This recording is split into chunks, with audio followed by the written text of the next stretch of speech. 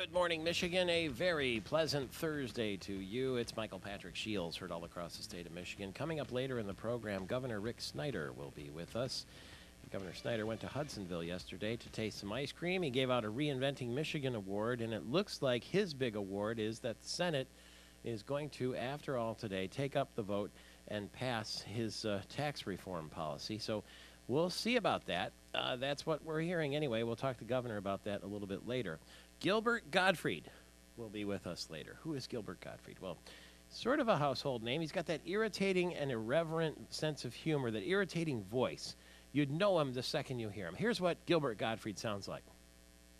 Hi, I'm Gilbert Gottfried. Of course, I had to say that up front because a lot of you are probably looking at this going, oh, look, it's Gwyneth Paltrow. How'd they get her to do it? Yeah. Well, let me see where I heard the joke. He's the guy. That's Gilbert Gottfried. And he was the voice of Aflac for a long time, and then he made a joke that was considered to be insensitive, so they got rid of him. He was the duck.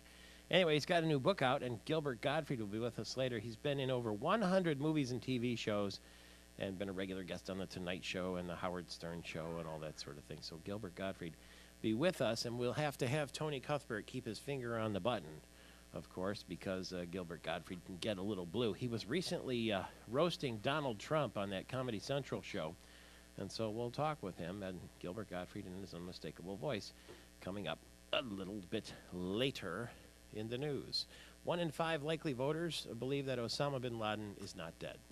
1 in 5. Do you believe that he's dead?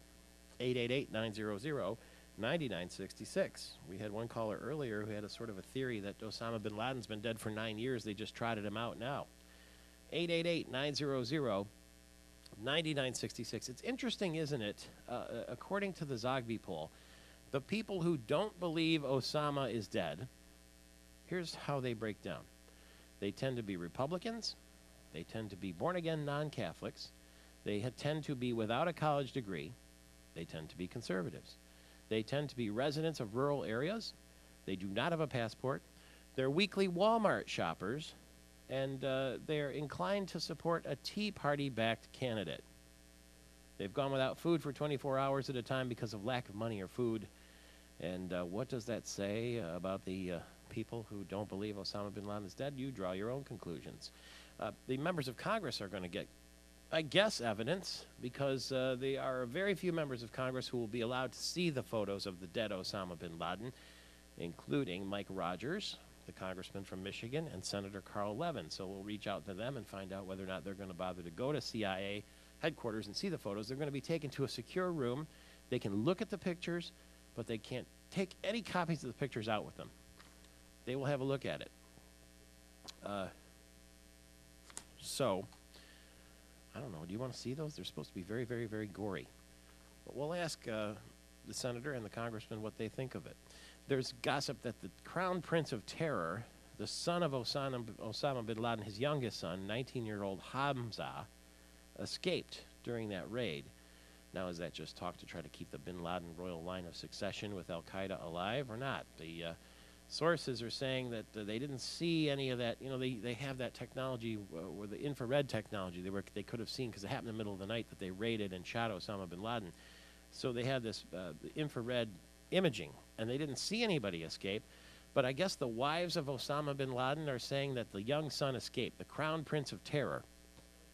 And the question is, those wives are saying that to Pakistani officials. Will they say it to U.S. officials? And will U.S. officials ever even get to talk to the captured wives of Osama bin Laden, now being held by Pakistan?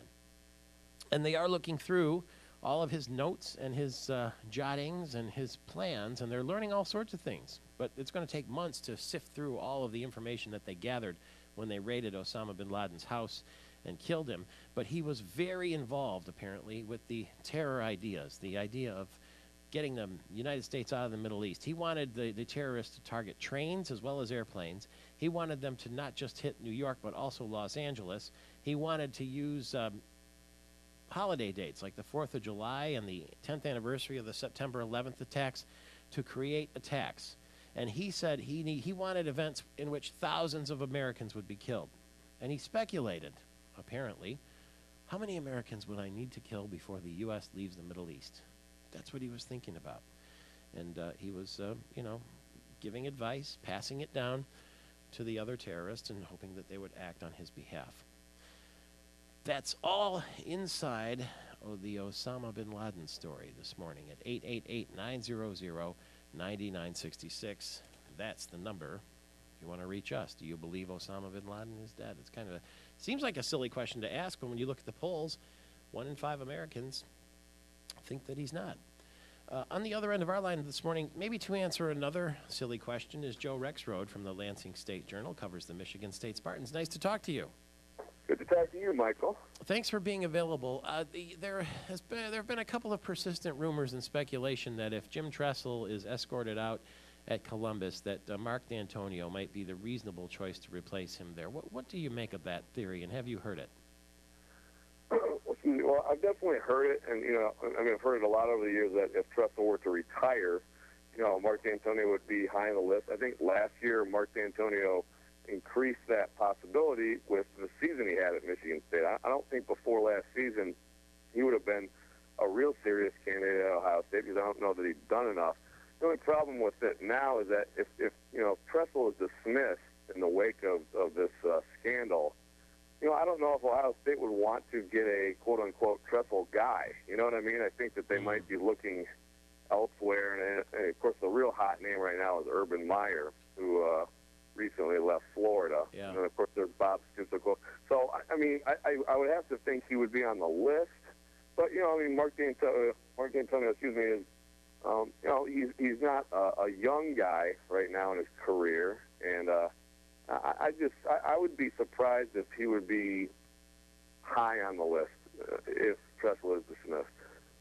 I saw Urban Meyer last week down in Jacksonville. He was at the Tim Tebow golf outing at TPC Sawgrass, and needless to say, people were asking him if he's going to return to coaching. And he made some sort of pithy remark about it. The only thing he's coaching right now is grade school baseball or something like that, or Little League baseball, and he's enjoying himself, and that's that. But that doesn't – nothing a coach says anymore really disqualifies them from anything, does it? No, it's funny because – of course, when Urban Meyer left Florida, he said the big thing is, he wants to spend more time with his family. But, of course, now he got a job at ESPN. He's traveling all over the country. And actually, his daughter tweeted, "I want my dad back." Oh. Serious. And so that actually caused a little bit of a stir last week. And then she, kind of retracted it on Twitter and things like that. But I think, the feeling on Urban Meyer out there is that he wanted to get out of Florida. I think maybe out of the SEC more than anything. And so I have a feeling he will be back to coaching someday. And boy, you have to think as an Ohio guy, if this does go down, that he would strongly consider going to Ohio State. Well, we know we'll read about it first from you, Joe Rexrode, in the Lansing State Journal. Thanks for the chat this morning. We'll see you soon. Say hi to Tim Stout. Okay. Thanks, Michael. Good talking to you. Thank you very much. 15 after the hour. That's Joe Rexrode. I'm Michael Patrick Shields.